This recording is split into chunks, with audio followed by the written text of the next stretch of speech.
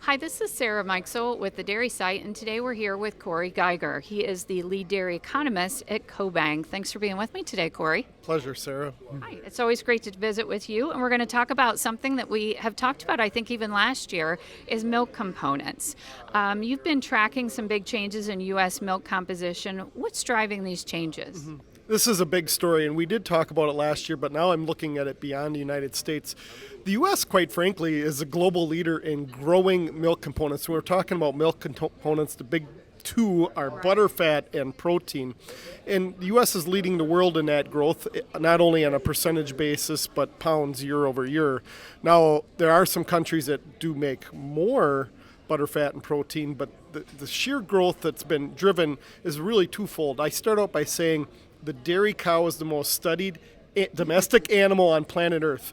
We have, in the U.S. at least, we have over 123 million records, and it's that phenotypic records, if you're talking to a geneticist, that are the driver of the genomic technology. Genomics is the study of DNA, but I can take your DNA from a hair root ball. If I had a little hair in my head, we could probably extract some too.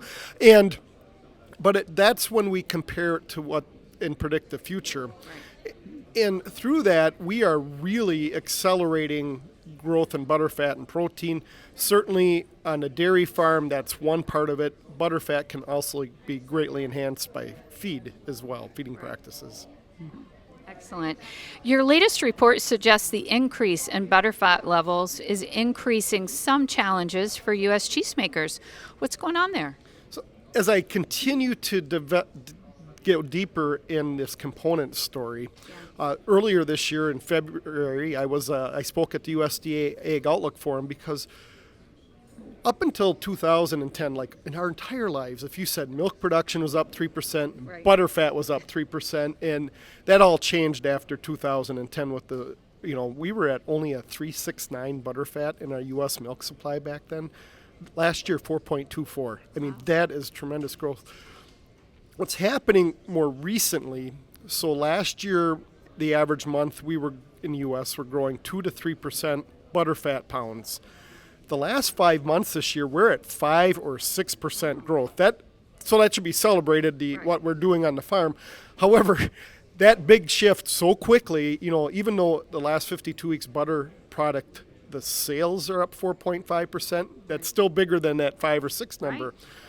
So when it comes to cheese making, half of the milk in the United States goes into cheese. And of course, we make whey after that too. So if you're a mozzarella or Italian style cheesemaker, you've always been pulling out butterfat and sending it to butter churns or ice cream or those things. But if you were making American style cheeses, think cheddar or Colby or pepper jack, to name a few, you really needed butterfat and protein to be in this ratio of what we call protein to fat ratio of 0.8%. Now I'm talking cheesemaker language.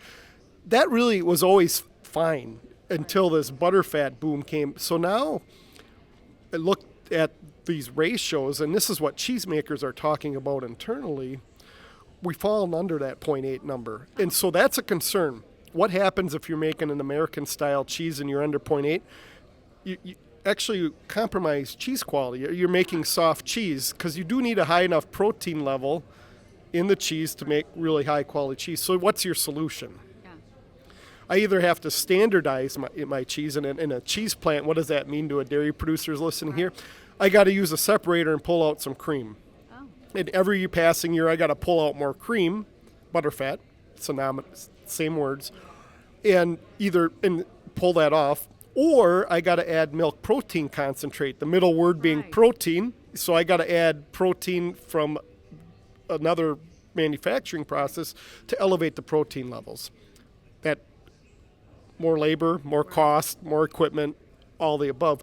So really, if cheesemakers had their utopia, like Right. cheese making utopia, they'd probably be measure casing, because casing is the protein that makes cheese. So these are a lot of moving dynamics, and they're shifting so quickly right now. It's It's changing. It's evolving, right? How does U.S. milk composition compare to other countries, and what are implications to U.S. export market, to the U.S. export market? You said this was all international, so give us the international component. So this is international, and I always start with, for all our international listeners here, who are the big three exporters? So in this order, they're the European Union, the EU 27 export about 20% of their milk supply and some sort of dairy product. Okay. Then comes New Zealand. Now, New Zealand's a little country, a little island nation about the size of Wisconsin and Illinois, but there they have 5 million people and 5 million dairy cows. So a mighty force, export 95% of their milk production, which is 1/3 of their gross domestic product. So dairy, if you're reading a newspaper in Auckland, dairy's on your headline sometime every week. And then there's the U.S. In 1995, we were neophytes. We were just babies in this journey. Right. And now we're quickly approaching where 20% of our milk is, and butterfat and protein is being exported. So if you look at New Zealand, let's start with them. Yeah. They're running at about a 5% butterfat and 399 protein. This is from data from New Zealand internally over the past decade, and that's grown some. Now, half of their dairy herd is what the Kiwis would call a Kiwi cross, and that's a Holstein Jersey. Then the next largest is Holstein, and then some other dairy breeds in there. But they're starting at a higher protein plain and butterfat. But if you do that ratio, it comes out to a nice 0.8 number that we wrap back to cheese making. Now, in the EU, 10 years ago, they had higher butterfat levels than the U.S., but 3 years ago, we passed them. I think it's because intuitively, you need a big population base to make genomics work. There's certainly a lot of Holsteins in the European continent, but here in the U.S., it's at least 4 out of 5 cows are Holstein. So you have that dynamic working. Whereas if you go to, so Germany would have a lot of Holsteins, Holland would have a lot of Holsteins, and certainly Italy would. But when you get to a country like France, maybe 1/3 of the population roughly is Montbéliard or Normandy. So not as big a population base there, and different incentives.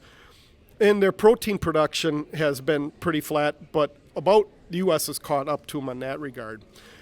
I threw Canada into this study because my working theory was, as a past president of Holstein USA and have made many trips to Holstein and going to Holstein Canada annual meetings, is that we have a shared population base in North America.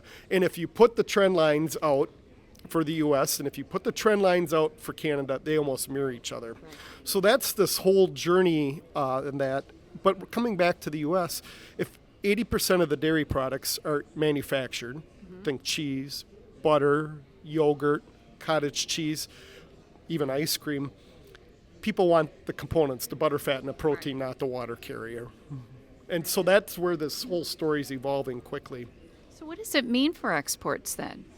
What does it mean for exports? Well, right now, internationally, the U.S., through the first 8 months of this year, have exported 250% more butterfat and anhydrous milk fat, those are the two big butterfat components or products, than they did last year. Cheese exports are at a record pace again this year. As well, and this is taking place, if you're not an American, but you probably hardly could miss the headlines. We have some tariff tribulations here, but dairy is still doing quite well, not only because of the product mix, but if you look at international prices, we're under the price for the EU and New Zealand, which we talked about being the top 2 exporters. So we have the financial side of this, the financial advantage, I guess, really. There's that part of it, and through the beginning of the year, if you look at the relationship of the dollar to the EU, it's, I think, running 12 to 14% down compared to a year ago, too, which is another factor in this. Very good, very good. How can U.S. dairy producers optimize milk composition to best serve the needs of processors going forward? Mm-hmm. So I think this is the money question. It certainly is. And dairy farmers here this October and November, when they see their milk checks, I like to, if we look at milk components and pricing, so 90% of the U.S. dairy farmers get paid on multiple component pricing. Again, the 90%, those big 2 components are butterfat and protein. That makes up 90% of the milk check. from 2000 to 2014, protein won every NASCAR or Formula One race. So the undisputed champion. Right. Then 2015 came, and butterfat won 8 out of the 10. Oh, We are returning to an era that protein's going to win the NASCAR Formula One race. It will lead milk checks. So that there will be incentives to maybe reduce feeding practices to make more butterfat. There's been a lot of ration formulation change. So if I'm talking to a dairy farmer, I said, have a conversation with your nutritionist. We probably could pull the throttle back on making a little butterfat. Protein's not quite as easy to change in rations. So there's maybe less tools in the toolbox, but we can drop that butterfat ratio. I think that's the number one thing to do. Now, when we look at genetics, right. butterfat and protein, if the geneticists listening here, they already know that they're correlated traits at 80% level. That's like off the grid high correlation. So even if I put full emphasis on protein on those two components, I'm going to move butterfat along at an 80% clip. So if I'm looking at we already have our genetic selection baked in for 3 years, 9 months to conceive, and then 2 months to get that heifer in a milking string. But I would be looking long term, maybe I should be pivoting a little bit more to higher protein bowls versus butterfat. And I think that trend has got a lot of staying power. In the U.S., there's a lot of data that shows that 8 to 12% of Americans are on GLP-1 weight loss drugs, so think Ozempic. And Cornell did a study earlier this year. They looked at 40 food groups. 36 of them lost market share. But we're at World Dairy Expo here this week, the 58th World Dairy Expo, and we'll do this like we're naming grand champion in the ring here. In fourth place here, honorable mention, but growing category, is snack bars in that. And and their really emphasis is high on protein, and one of the main protein ingredients is whey protein, so think dairy proteins. In third place, honorable mention, is meat snacks, another high protein product. Reserve grand champion, fruits and vegetables, you should be eating a healthier diet. And then the grand champion is yogurt, another high protein food source. And not studied in there was cottage cheese. Cottage cheese is up 14% year over year. Yogurt's at a double-digit growth clip right now. And so dairy proteins, wrapping this up, Sarah, is the most complete protein known to humanity. I mean, there's over 500 molecules in milk, and we're learning more and more about that. But amino acids are the building block for muscle, they're the building block for protein, and dairy's going to have a lot of wins in that category. Very good. I have one final question for you.